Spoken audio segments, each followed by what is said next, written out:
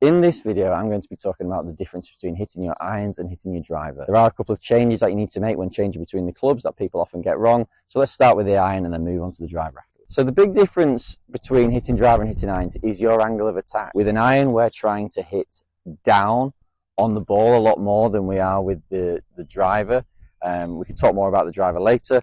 But with an iron, we're looking for probably 3 to 4 degrees down with the angle of attack. And that all happens in our setup and some subtle swing thoughts. So when we're addressing an iron, we don't play the ball off our front foot.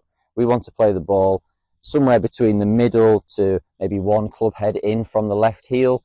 That's personal depending on whether you're trying to hit a draw or a fade, so you want to experiment with that. We definitely never want the ball as far forward as we do with the drive. Once we've got our ball position, the next thing to think about to encourage a downward angle of attack is our weight position. I like to try and almost like preload my left side, putting maybe 60 to 70% of my weight on the front foot, because again, that's going to help me hit down on the ball and hit the ground after the ball instead of before it. One thing that people don't really talk about very much is actually your shoulder tilt. So with an iron, I think it's important to try and make a conscious effort to have more level shoulders, because again, that's going to help steepen our angle of attack and help us strike the ball a bit better. If you get your right shoulder too low, then that's going to make you too shallow and much more likely to bottom out early.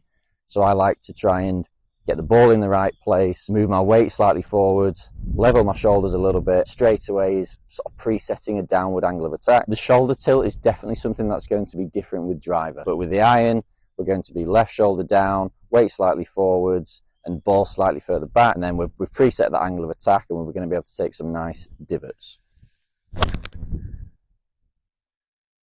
Moving on to some in-swing thoughts with the iron versus the driver. Something I'm thinking a lot about to try and work on that strike and create those optimal launch conditions is trying to keep my hands ahead of the ball and have my hands move more left through impact. Now that's going to help encourage the club to sort of cover the ball a bit more and take the loft off. We know that when you're hitting an iron or a wedge, we want the ball to launch at approximately half the loft. So my 7-iron's 34, so I want a 17-degree launch angle. Some of that comes from angle of attack, and some of that's going to come from de-lofting the club. Getting into a position on the downswing where I'm holding the club behind my hands with my wrists, and then pulling my hands left is going to help de-loft the club. Also, it's going to slightly affect our angle of attack. I'm going to get into my setup with the ball back, weight forwards, left shoulder down a little bit, and then I'm going to think, right, how can I hold the angle and get the hands to move left through the ball? I've got this really easy drill that will help you with those in-swing thoughts. That won't take you very long. You can do this before you play or even in your pre-shot routine. And that's actually to hit some shots hack-handed. So me as a right-handed player, my right hand's at the bottom, but I'm going to swap that and go left hand low. And what that's going to do is that's going to help me feel like I'm going to hold the club and move my hands left. I can hold that club back a bit easier.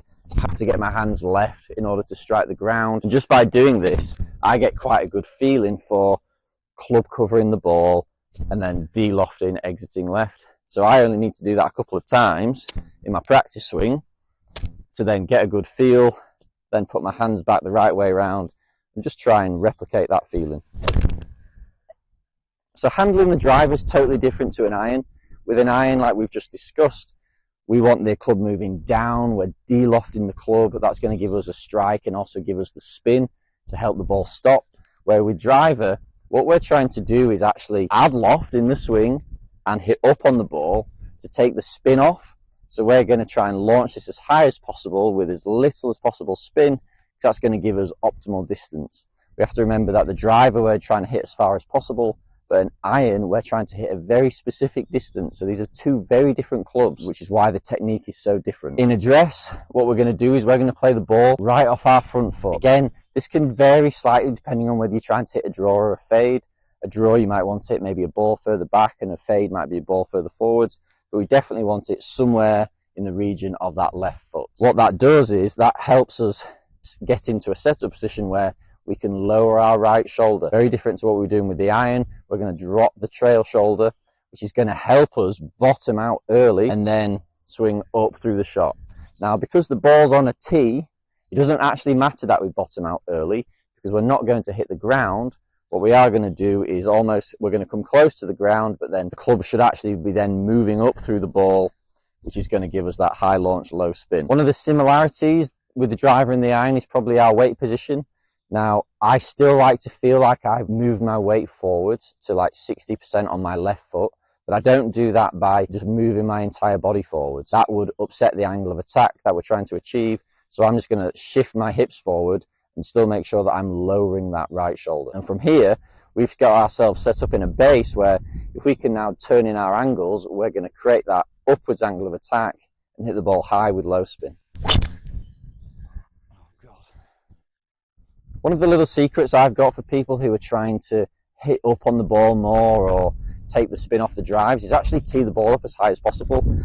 So people get worried about skying the driver, but by teeing the ball up as high as possible, that's going to force you to stay behind it and hit up on the ball more. So that's a nice little trick you can do at the driving range or even out on the course just to help you get those optimal launch conditions. Moving into some in-swing thoughts. With the driver, we're obviously trying to hit up more. Once we've got our good setup with our trail shoulder back, instead of feeling like our hands are going left, I almost like to feel like my hands are traveling straight down and that I extend my arms whilst keeping my head back, and that gets me into a position where I'm clearly going to be rising up through impact as opposed to staying down through impact, and that is going to help us more inside, more up, more distance, less spin. I've got the ball forwards, I've got my weight forwards, but I've got my shoulder down, and then I'm going to try and get my hands to travel straight with straight arms but head back.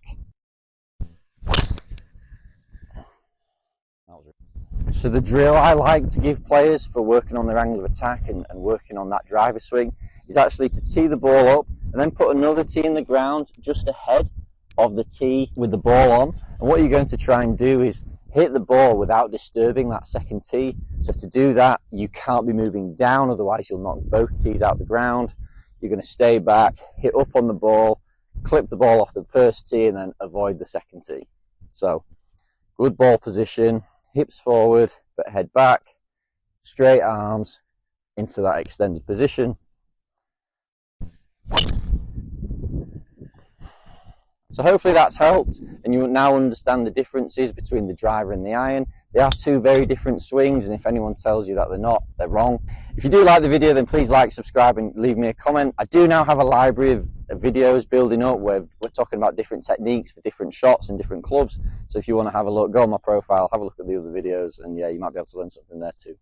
If you like what I put out in these videos, you like what I say about technique, I can actually help you with your game no matter where you are in the world. So if you just want to click the link in the bio, it'll take you to Skillest, which is an online coaching platform, and there you can look to see what I do, and actually I can help you with your game. So analyse your swing, give you some drills and tips to help you improve, so we can work together to help you lower your handicap.